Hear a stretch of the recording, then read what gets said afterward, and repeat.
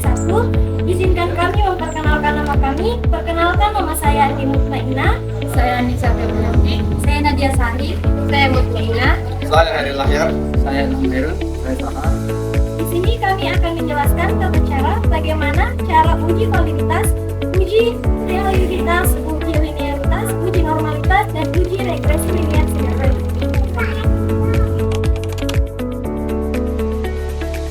Tata cara uji validitas dan reliabilitas.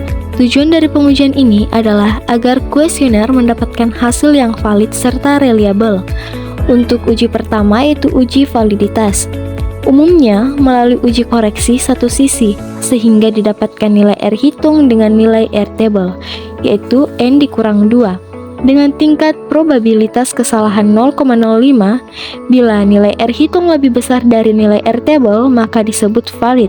Tetapi, jika nilai R hitung lebih kecil dari R table, maka disebut tidak valid. Penelitian ini menggunakan 96 responden, jadi 96 dikurang 2, 94. Dengan probabilitas 5%, R table-nya adalah 0,168. Tata cara uji validitas. Yang pertama, kita blok dari ujung atas sampai ujung bawah. Setelah semuanya terblok, kita Ctrl C atau copy. Kemudian masuk ke aplikasi SPSS. Setelah itu kita paste atau kita Ctrl V di sini.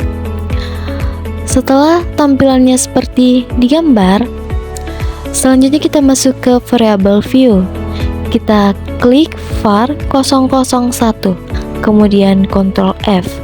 Setelah itu klik replace. Setelah klik replace, kita ketik var 001 dan di sini kita ketik X, kemudian replace all. Setelah semuanya berubah, kita klik close. Dan jangan lupa X17 kita ubah jadi total. Untuk uji validitas tersendiri, kita pertama-tama masuk di analyze. Setelah itu kita cari correlate. Setelah dapat correlate, kita tekan, kemudian pilih brevet. Setelah itu kita Ctrl A. Kemudian kita pindahkan ke variable. Klik OK. Setelah tampilannya seperti ini adalah tata cara uji validitas dan ini adalah correlate-nya. Untuk melihat apakah kuesioner kita valid atau tidak, kita bisa lihat di bagian total.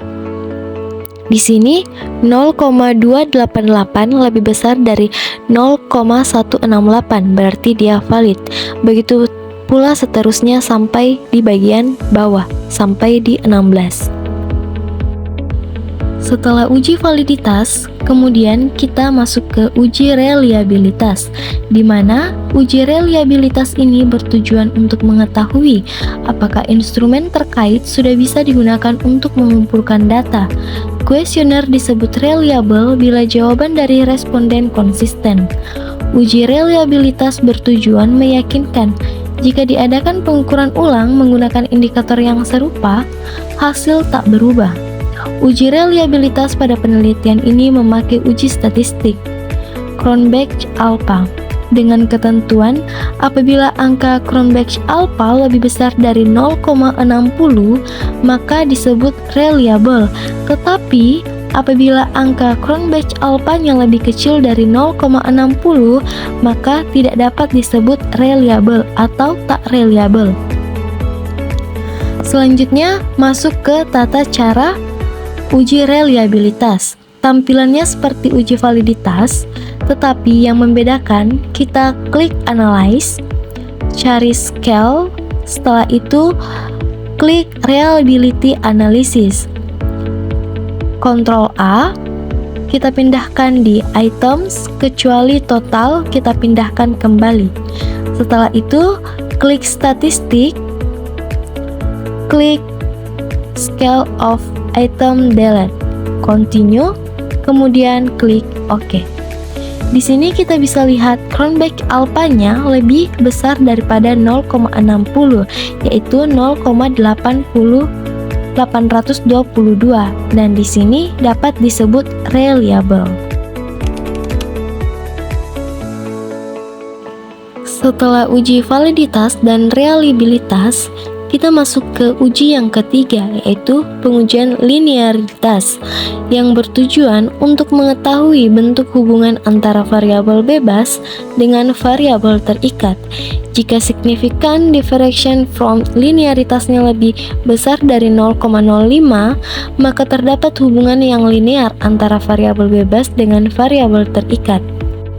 Selanjutnya kita masuk ke tata cara uji linearitas. Yang pertama, kita blok seluruh total indikator X, kemudian kita copy dan paste di aplikasi SPSS. Setelah itu kita kembali ke Excel dan indikator Y, kita copy seluruh totalnya karena kita akan membandingkan apakah variabel indikator X dan variabel indikator Y memiliki hubungan yang linear. Setelah kita blok, kita copy dan paste di aplikasi SPSS.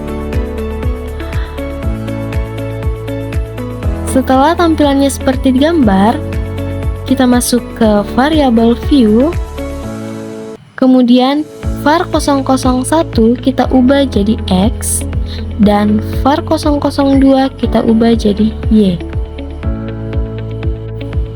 Setelah itu desimalnya kita nolkan.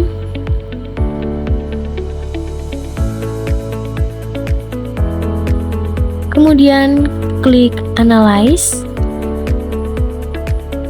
terus compare means, klik means, X-nya kita pindahkan ke bagian bawah dan Y-nya kita pindahkan ke di bagian atas. Kemudian klik option dan test for linearity. Continue, klik OK. Di sini kita bisa melihat ANOVA table-nya. Kita scroll ke bawah terlebih dahulu.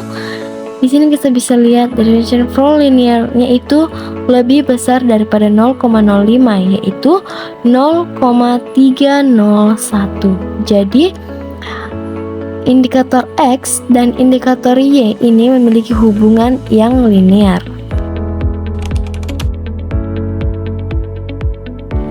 Setelah uji linearitas, kita masuk ke uji normalitas. Uji normalitas merupakan bagian dari uji asumsi klasik yang bertujuan untuk mengetahui apakah nilai residual berdistribusi normal atau tidak. Jika nilai signifikannya lebih besar dari 0,05, maka nilai residual berdistribusi normal. Tetapi jika tidak, berarti nilai residualnya tidak berdistribusi normal. Selanjutnya, masuk ke tata cara uji normalitas. Yang pertama, tampilannya seperti uji linearitas seperti tadi. Yang membedakan, kita masuk di analyze. Setelah masuk di analyze, kita klik regression, terus linear. Dan seperti tadi, X-nya kita pindahkan ke independent dan Y-nya kita pindahkan ke dependent. Klik OK. Di sini kita bisa lihat di bagian ANOVA-nya, kita lihat signifikannya yaitu lebih kecil dari 0,05, yang berarti nilai residualnya tidak berdistribusi normal.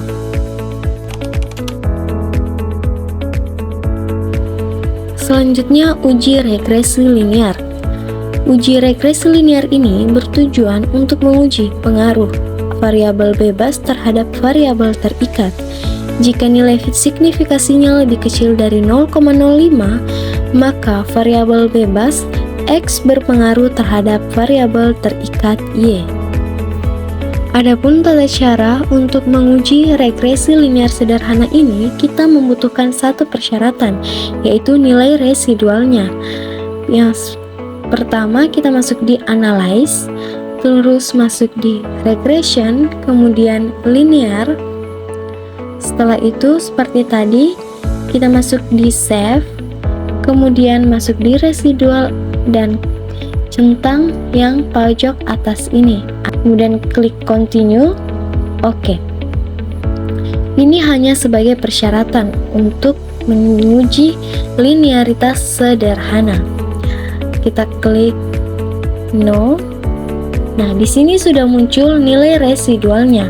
Selanjutnya, untuk menguji regresi linear sederhana, kita masuk di Analyze, masuk di Non-Parametric Test, masuk legasi dialog, dan One Sample KS. Kita pindahkan residualnya saja ke tes variabelnya. Setelah itu, klik OK. Nah, ini adalah hasil dari uji regresi linear sederhana tadi. Kita lihat signifikasinya yaitu lebih kecil dari 0,05 yaitu 0,001. Berarti variabel bebas X berpengaruh terhadap variabel terikat Y.